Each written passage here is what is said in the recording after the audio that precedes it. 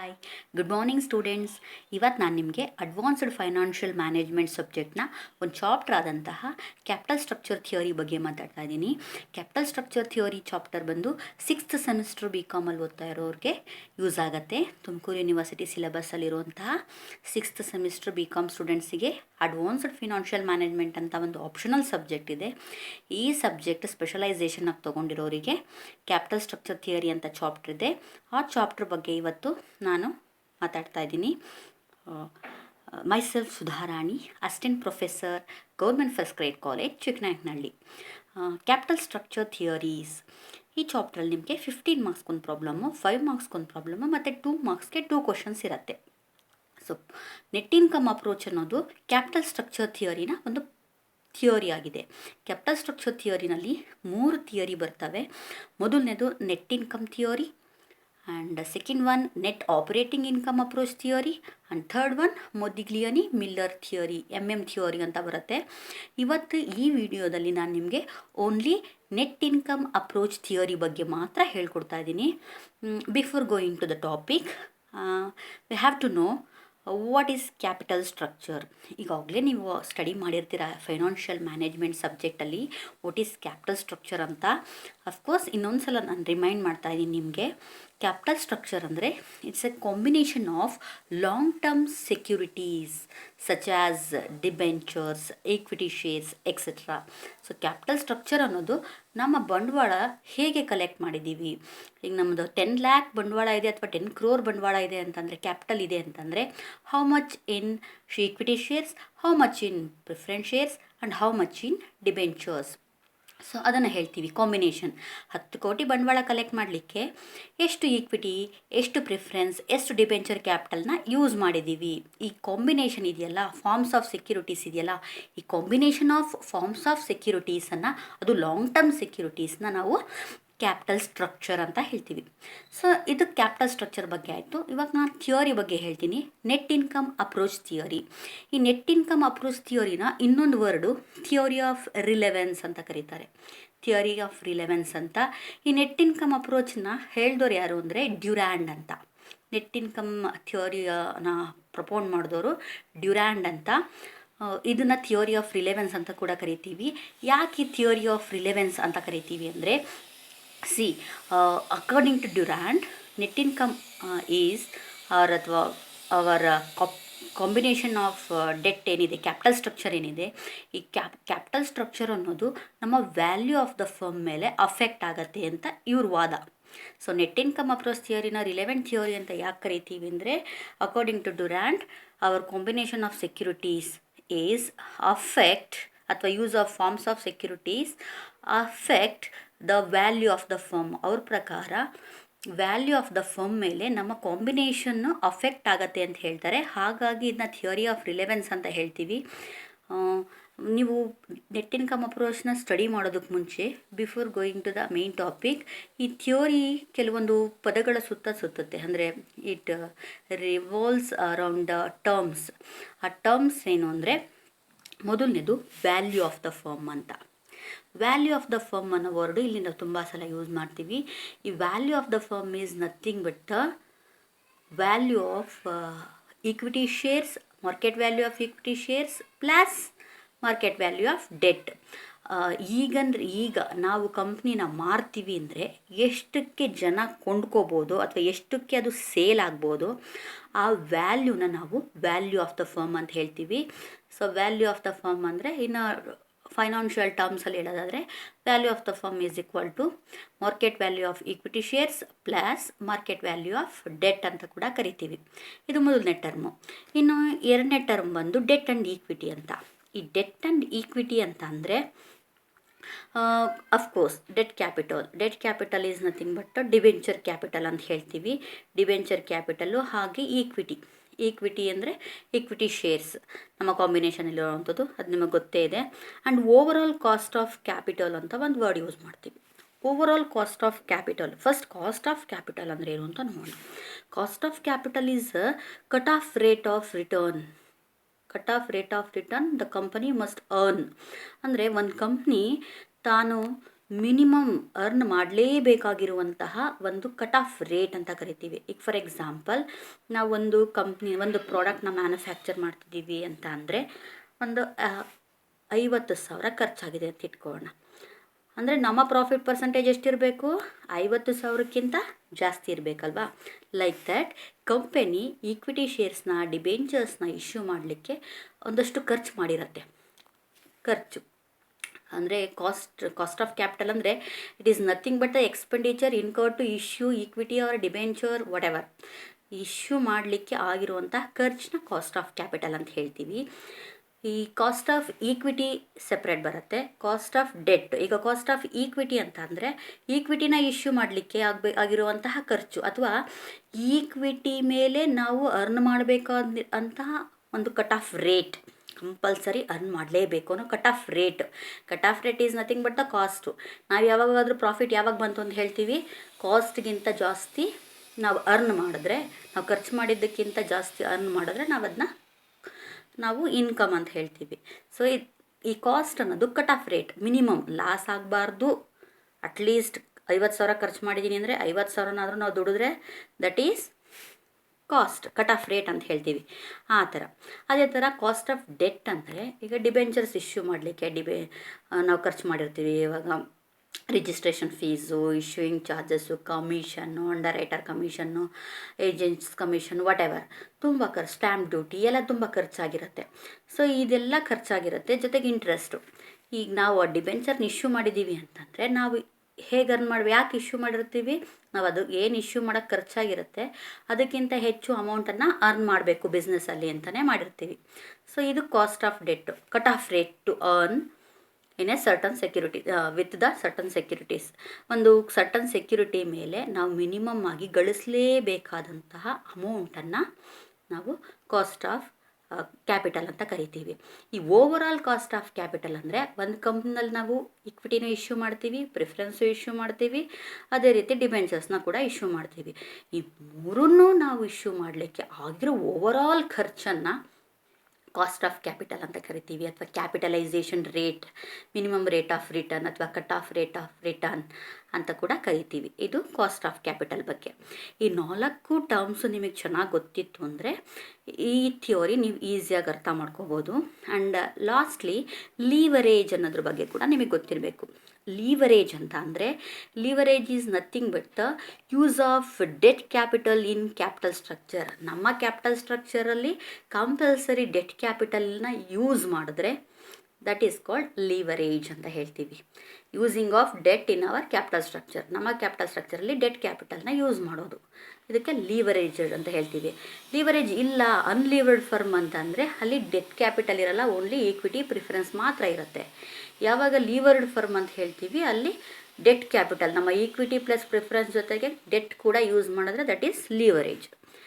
ಇಷ್ಟಾದಮೇಲೆ ಈ net income approach ಥಿಯೋರಿನಲ್ಲಿ ಅವರು main theme ಏನು ಹೇಳ್ತಾರೆ ಅಂತ ಅಂದರೆ this theory propounds that increasing the debt in capital structure increases the value of the firm, increases the market value of the shares and minimizes the overall cost of capital and vice versa. ಇಲ್ಲಿ Durand ಅವರು ಏನು ಹೇಳಕ್ಕೆ ಹೊರಟಿದ್ದಾರೆ, this theory mainly ಪ್ರಪೋರ್ಟ್ಸ್, ಈ theory ultimate ಏನು ಹೇಳಕ್ಕೆ ಹೊರಟಿದೆ ಅಂತ ಅಂದರೆ if we use more and more debt in our capital structure, the value of the firm will increases and the market value of shares also increases and overall cost of capital will be decrease. If we use less debt in our capital structure, the overall capital is increases, value of the firm decreases and market value of equity shares decreases. ಇವರು ಇದನ್ನು ಹೇಳ್ತಾರೆ. ಹೇಗೆ ಇದು affect ಆಗುತ್ತೆ ಅನ್ನೋದನ್ನ ನಾವು ಈಸಿಯಾಗಿ diagram ಮೂಲಕ ತಿಳ್ಕೊಬೋದು. ಆದರೆ before going to the diagram ಇಲ್ಲಿ ಅಸಂಪ್ಷನ್ಸ್ ಇದೆ, ಯಾವ ಸಿಚುಯೇಷನ್ನಲ್ಲಿ ಮಾತ್ರ ಇದು ವರ್ಕ್ ಆಗತ್ತೆ ಅಂತ. ಅಸಂಪ್ಷನ್ಸ್ ಅಂದರೆ ಕಂಡೀಷನ್ಸು. ಹೇಗಿರಬೇಕು ಸಿಚುಯೇಷನು, ಈ ಥಿಯರಿ ನಿಜ ಆಗಬೇಕು ಅಂದರೆ what must be the situation, ಏನು ಸಿಚುಯೇಷನ್ ಇರಬೇಕು, ವಾಟ್ ಆರ್ ದ ಅಸಂಪ್ಷನ್ಸ್ ಅಂತ 3 ಅಸಂಪ್ಷನ್ಸ್ನ ಹೇಳ್ತಾರೆ ಇವರು. ಓನ್ಲಿ 3 ಅಸಂಪ್ಷನ್ಸ್ ಇದೆ ಅಕಾರ್ಡಿಂಗ್ ಟು ರಿಲೆವೆನ್ಸ್ ಥಿಯರಿ ಅಥವಾ ಇನ್ಕಮ್ ಅಪ್ರೋಚ್, ನೆಟ್ ಇನ್ಕಮ್ ಅಪ್ರೋಚ್ ಪ್ರಕಾರ. ದೇರ್ ಆರ್ ನೋ ಟ್ಯಾಕ್ಸ್, ಯಾವುದೇ ಕಾರಣಕ್ಕೂ ಟ್ಯಾಕ್ಸ್ ಇರಬಾರ್ದು, ಟ್ಯಾಕ್ಸ್ ಬಗ್ಗೆ ಯಾವುದೇ ಕನ್ಸಿಡರೇಷನ್ ತಗೋಬಾರ್ದು. ಎರಡನೇದು the cost of debt is less than cost of equity. ಅವ್ರು ಹೇಳ್ತಾರೆ ಸಿಚುವೇಶನ್ ಹೆಂಗಿರಬೇಕು ಅಂದರೆ ಯಾವಾಗಲೂ ಡೆಟ್ ಕ್ಯಾಪಿಟಲ್ನ ಕಾಸ್ಟ್ ಆಫ್ ಈಕ್ವಿಟಿಗಿಂತ ಲೆಸ್ ಇರಬೇಕು. ಕೆ ಡಿ ಅಂದರೆ cost of debt is less than cost of equity. ಅದೇ ಕಾರಣಕ್ಕೂ ಕಾಸ್ಟ್ ಆಫ್ ಈಕ್ವಿಟಿನೇ ಜಾಸ್ತಿ ಇರಬೇಕು ಸಿಚುವೇಷನಲ್ಲಿ, ಕಾಸ್ಟ್ ಆಫ್ ಡೆಟ್ ಕಡಿಮೆ ಇರಬೇಕು compare to cost of equity. ಈ ಥರ ಸಿಚುವೇಷನ್ನೇ ಇರಬೇಕು. And third situation is the risk perception of investors is not changed by the use of debt. ಈ ರಿಸ್ಕ್ ಪರ್ಸೆಪ್ಷನ್ ಆಫ್ ಇನ್ವೆಸ್ಟರ್ಸ್ ಏನಿದೆ, ರಿಸ್ಕ್ ಪರ್ಸೆಪ್ಷನ್ ಅಂತಂದರೆ ಈಗ ಈಕ್ವಿಟಿ ಶೇರ್ ಹೋಲ್ಡರ್ಸು ಇನ್ವೆಸ್ಟ್ ಮಾಡಿರ್ತಾರೆ, ಅಲ್ಲಿ ಇನ್ವೆಸ್ಟ್ ಮಾಡಿದಾಗ ಅವರ ರಿಸ್ಕು ನಾವು ಡೆಟ್ ಯೂಸ್ ಮಾಡೋದ್ರಿಂದ ಅವರ ರಿಸ್ಕು ಜಾಸ್ತಿನೂ ಆಗಲ್ಲ ಕಮ್ಮಿನೂ ಆಗಲ್ಲ. ಆ ಥರ ಸಿಚುವೇಶನ್ ಅಸಂಪ್ಷನ್ ಮಾಡ್ಕೊಳ್ಳಿ ಅಂತ ಹೇಳ್ತಾರೆ. The risk perception of investors is not changed by the use of debt. ನಾವು ಡೆಟ್ ಯೂಸ್ ಮಾಡೋದ್ರಿಂದ ಯಾವುದೇ ಥರದ ರಿಸ್ಕು ಚೇಂಜ್ ಆಗಲ್ಲ. ರಿಸ್ಕ್ ಈಸ್ ಪರ್ಸೆಪ್ಷನ್ ಏನಿದೆ ಅದು ಕಾನ್ಸ್ಟ್ಯಾಂಟ್, ಸ್ಟಾರ್ಟಿಂಗ್ ಏನು ರಿಸ್ಕ್ ಇರುತ್ತೋ ಅಷ್ಟೇ ಇರುತ್ತೆ, ಅದು ಚೇಂಜ್ ಆಗಲ್ಲ, ಅಂದರೆ ಜಾಸ್ತಿನೂ ಆಗಲ್ಲ ಕಮ್ಮಿನೂ ಆಗಲ್ಲ. ಈ ಥರ ಸಿಚುವೇಶನ್ ಹೇಳ್ತಾರೆ. ಈ ರಿಸ್ಕ್ ಪರ್ಸೆಪ್ಷನ್ ಅನ್ನೋದಕ್ಕೊಂದು ಹೇಳ್ತೀನಿ. ಯಾಕೆ ಇಲ್ಲಿ ರಿಸ್ಕ್ ಪರ್ಸೆಪ್ಷನ್ ಅನ್ನೋ ಒಂದು ವರ್ಡ್ ಯೂಸ್ ಮಾಡ್ತಾರೆ ಅಂದರೆ, see if we use more and more debt in our capital structure we have to pay fixed rate of interest to the debenture holders. ಹೌದಾ, ಡಿಬೆಂಚರ್ ಹೋಲ್ಡರ್ಸ್ಗೆ ನಾವು ಫಿಕ್ಸ್ಡ್ ರೇಟ್ ಆಫ್ ಇಂಟ್ರೆಸ್ಟ್ ಕೊಡ್ತೀವಿ. But equity ಹೋಲ್ಡರ್ಸ್ಗೆ ಏನು ಮಾಡ್ತೀವಿ, ಲಾಭ ಎಷ್ಟು ಬರುತ್ತೋ ನೋಡಿಕೊಂಡು ಲಾಭ ಬಂದಿರೋದ್ರ ಮೇಲೆ ಡಿವಿಡೆಂಡ್ ಪೇ ಮಾಡ್ತೀವಿ. ಇಲ್ಲಿ ನಾವೇನಾದರೂ ಹೆಚ್ಚು ಡಿಬೆಂಚರ್ಸ್ನ ಯೂಸ್ ಮಾಡ್ತಾ ಇದ್ದರೆ ಹೆಚ್ಚು ಅಮೌಂಟನ್ನು ನಾವು ಇಂಟ್ರೆಸ್ಟ್ ಆಗಿ ಕೊಡಬೇಕಾಗತ್ತೆ.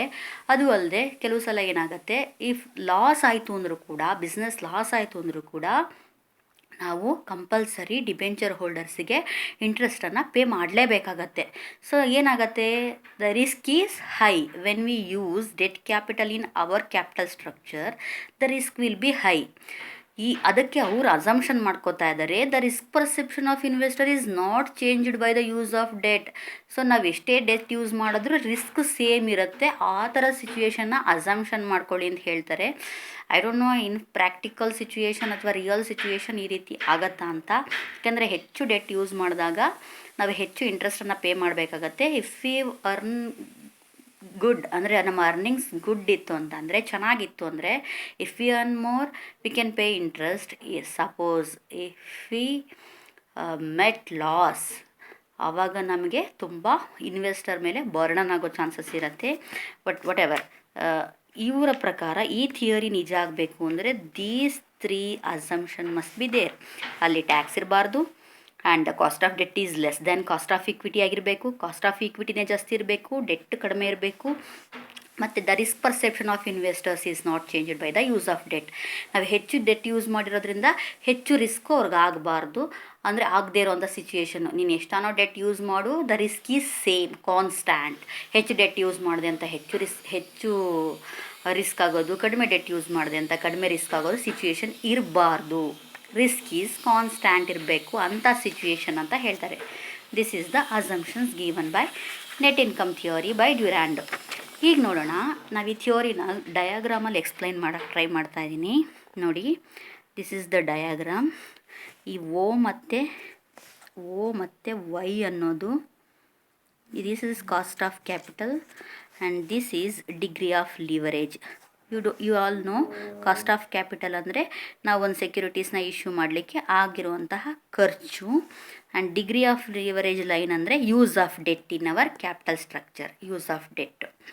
C and this parallel line indicates cost of equity. This line indicates cost of equity and second parallel line indicates cost of debt.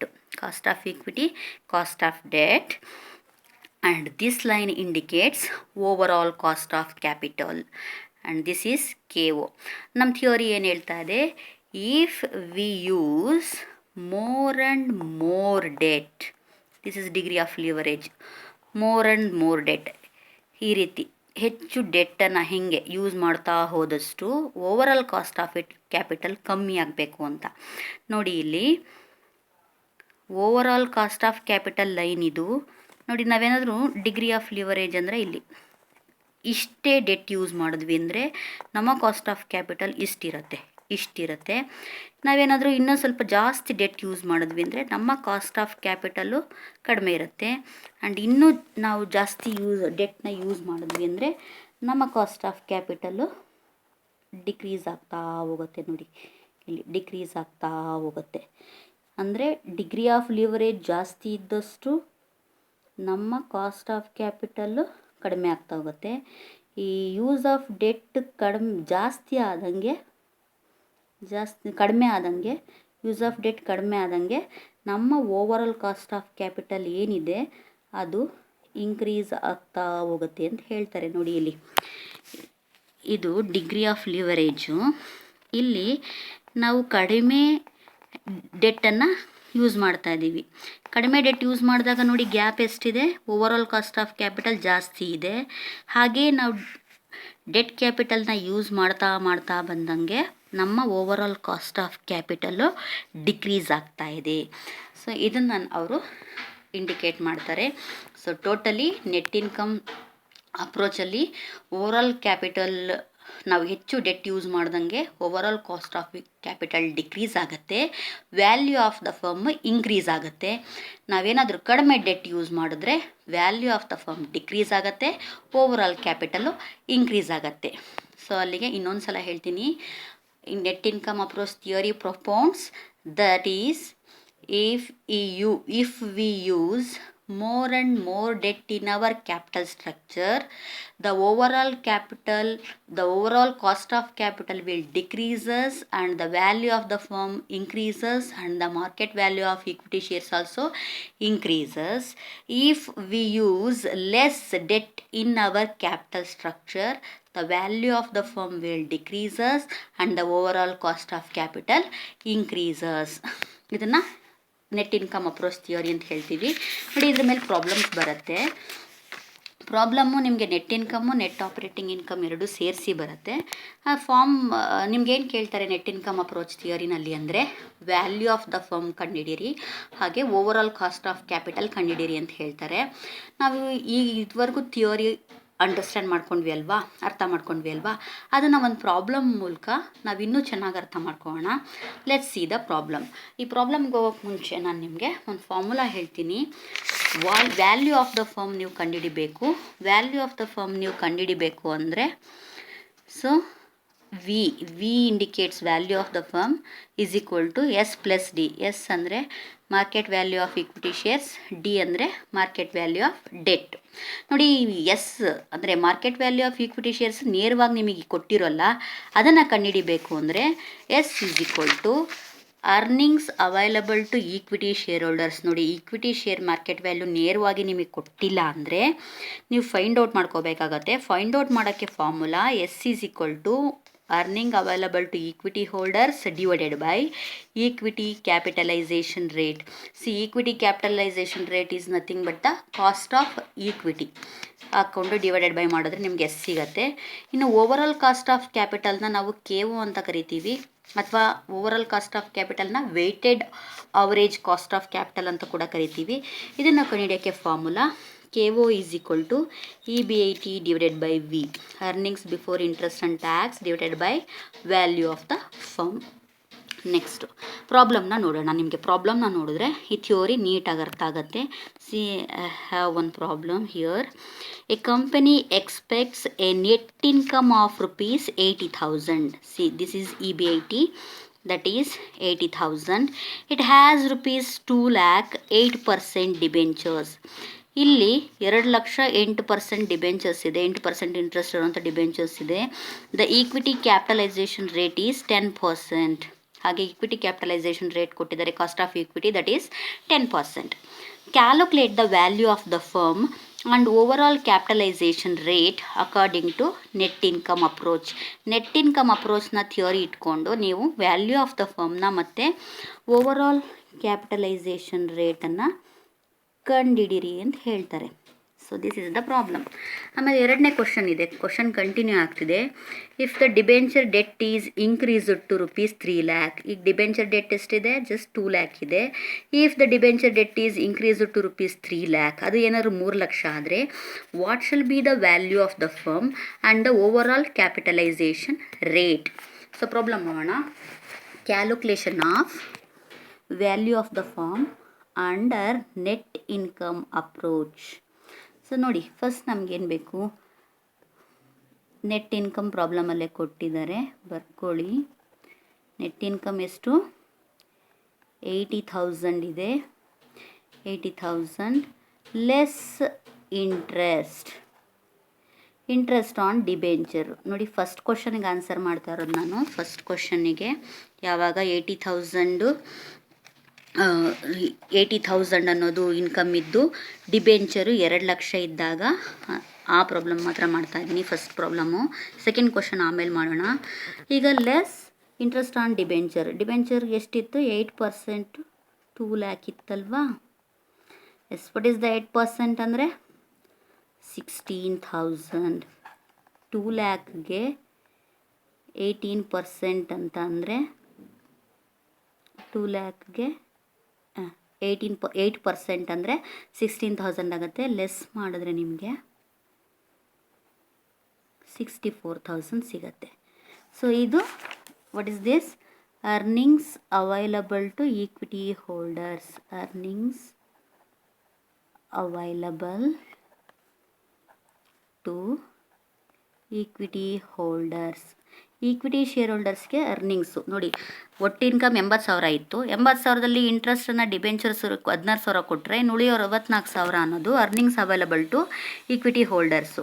ನಮಗೇನು ಬೇಕು ಫಾರ್ಮುಲಾ ಮಾಡಲಿಕ್ಕೆ, ಎಸ್ ಬೇಕು ಅಂತಂದರೆ ಫಾರ್ಮುಲಾ ಇದೆ, ಈಕ್ವಿಟಿ ಕ್ಯಾಪಿಟಲೈಸೇಷನ್ ರೇಟ್. ನನ್ನ ಪ್ರಾಬ್ಲಮಲ್ಲೇ ಕೊಟ್ಟಿದ್ದಾರೆ, that is 10%, right. So S is equal to, formula ಇದೆ, earnings available to equity holders that is 64,000 divided by 10% ಅಂತ ಹೇಳ್ತಾರೆ. ಪರ್ಸಂಟೇಜ್ ತೆಗೆದ್ರೆ 100/10 ಆಗುತ್ತೆ, ಹೌದಾ, ಪರ್ಸಂಟೇಜ್ ತೆಗೆದ್ರೆ.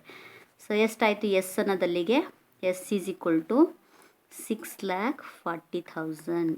ನೋಡಿ, ಎಸ್ನ ಕಂಡುಹಿಡ್ಕೊಳ್ಳೋಕ್ಕೆ ಫಾರ್ಮುಲಾ ಕೊಟ್ಟಿದ್ದೀನಿ ನಾನು ನಿಮಗೆ. S is equal to earnings available to equity holders. Earnings available to equity holders ಅಂದರೆ 64,000. 80,000 ಇತ್ತು, ಅದರಲ್ಲಿ ಡಿಬೆಂಚರ್ಗೆ ಇಂಟ್ರೆಸ್ಟ್ ಕೊಟ್ಟರೆ ಉಳಿಯೋದೇ earnings available to equity holders.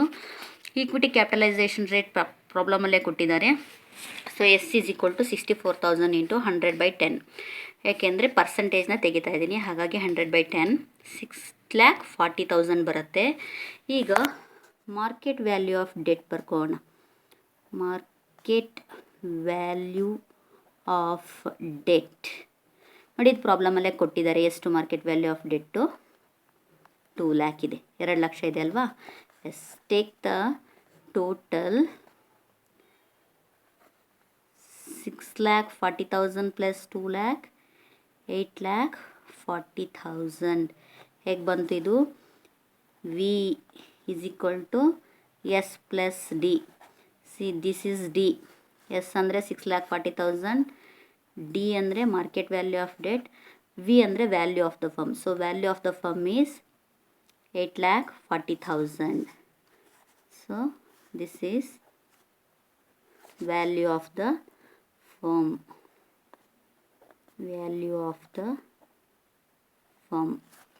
ನೋಡಿ, ಕಂಡುಹಿಡಿದ್ವಿ ನಾವು. ಏನು ಕೇಳಿದ್ರು, first value of the firm ಕಂಡುಹಿಡಿರಿ ಅಂತ ಹೇಳಿದರು. Value of the firm ಕಂಡುಹಿಡಿದ್ವಿ.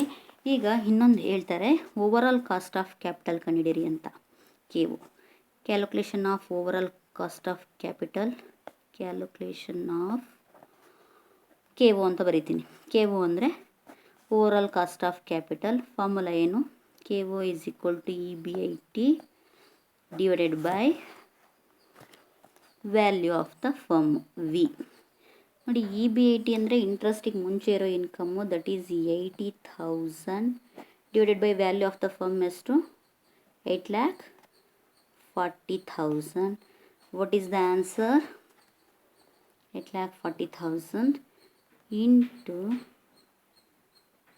100 ಪರ್ಸೆಂಟೇಜಲ್ಲಿ ಹೇಳೋದಾದರೆ 9.52% ಇಂಟು 100 ಮಾಡ್ಕೊಳ್ಳಿ, ಪರ್ಸೆಂಟೇಜ್ ಸಿಗುತ್ತೆ 9.52% ಆಗುತ್ತೆ answer. Overall cost of capital ಎಷ್ಟು? 9.52%. ನೋಡಿ, ಬರೀ ಈಕ್ವಿಟಿದೆ 10% ಇತ್ತು, ನಾವು ಡೆಟ್ನ ಯೂಸ್ ಮಾಡಿದ್ಮೇಲೆ ಇದು 9.52% ಆಗಿದೆ. ಇದು ಫಸ್ಟ್ ಕ್ವಶನ್ನಿಗೆ. ಸೆಕೆಂಡ್ ಕ್ವಶನ್ ಕೇಳ್ತಾರೆ, if the debt increases to 3 lakh, ಇಲ್ಲಿ 2 ಲ್ಯಾಕ್ ಇತ್ತು, ಇದು 3 ಲ್ಯಾಕ್ ಆದಾಗ ವ್ಯಾಲ್ಯೂ ಆಫ್ ದ ಫರ್ಮು ಮತ್ತು ಕಾಸ್ಟ್ ಆಫ್ ಕ್ಯಾಪಿಟಲ್ ಎಷ್ಟು ಅಂತ. Calculation of value of firm if the debenture debt is raised to rupees 3 lakh. ನೋಡಿ, ನೆಟ್ ಇನ್ಕಮ್ ಮಾತ್ರ ಸೇಮ್ ಇರುತ್ತೆ, ಚೇಂಜ್ ಆಗಲ್ಲ. ನೆಟ್ ಇನ್ಕಮ್ 80,000 ಇದೆ, ಸೇಮ್ ಪ್ರಾಬ್ಲಮ್ಗೆ ಎರಡನೇ ಕ್ವಶನ್ನು. ಬಟ್ ಲೆಸ್ ಇಂಟ್ರೆಸ್ಟ್ ಎಷ್ಟು? 8% ಆನ್ 3 ಲ್ಯಾಕ್. 2 ಲಕ್ಷ ಇದ್ದಿದ್ದು 3 ಲಕ್ಷ ಮಾಡ್ಕೊಂಡಿದ್ದೀವಿ. 8% ಅಂತ ಅಂದರೆ 24,000 ಆಗುತ್ತೆ. 24,000 ಲೆಸ್ ಮಾಡಿದ್ರೆ 56,000. ಸೊ ಈ 56,000 ಅನ್ನೋದು earnings available to equity holders. So equity capitalisation rate is same. equity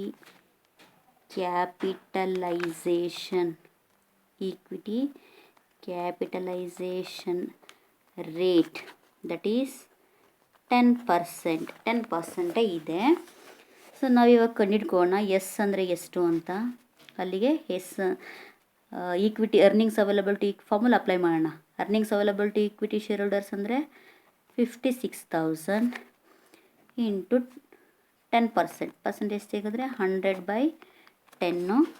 so ಎಷ್ಟಾಯಿತು? 5,60,000. ಈ 5,60,000 ಈಸ್ ಎಸ್. ಡಿ ಗೊತ್ತಿದೆ, ಡಿ 3 ಲ್ಯಾಕ್ ಅಂದರೆ ಮಾರ್ಕೆಟ್ ವ್ಯಾಲ್ಯೂ ಆಫ್ ಡೆಟ್ ಪ್ರಾಬ್ಲಮಲ್ಲೇ ಇದೆ. So take total. So V ಅಂದರೆ value of the firm is equal to 8,60,000. ಗೊತ್ತಾಯ್ತಲ್ಲ? Value of the firm ಹೆಂಗೆ ಬರುತ್ತೆ? S plus D. So value of the firm is 8,60,000. ಎಕ್ಸಾಮಲ್ಲಿ ಸ್ವಲ್ಪ ನೀಟಾಗಿ ವ್ಯಾಲ್ಯೂ ಆಫ್ ದ ಫರ್ಮ್ ಅಂತ ನೀಟಾಗಿ ಬರೀರಿ. ನನಗಿಲ್ಲಿ ಸ್ವಲ್ಪ ಬರೀಲಿಕ್ಕೆ ಕಷ್ಟ ಆಗ್ತಿದೆ, ಅದಕ್ಕೆ ಈ ರೀತಿ ಸ್ವಲ್ಪ ಹ್ಯಾಂಡ್ ರೈಟಿಂಗ್ ಈ ರೀತಿ ಆಗ್ತಿದೆ, ಇನ್ನೂ ಅಂದ್ಕೋಬೇಡಿ. ಓಕೆ, 8,60,000. ಅದೇ ರೀತಿ ಕಾಸ್ಟ್ ಆಫ್ ಕ್ಯಾಪಿಟಲ್ನ ಕಂಡುಹಿಡಿಯೋಣ. Cost of capital is equal to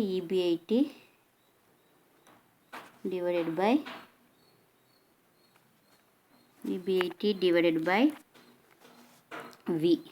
You know EBIT is 80,000, that is net income, earning before interest and tax, and value of the firm is in this case 8,60,000.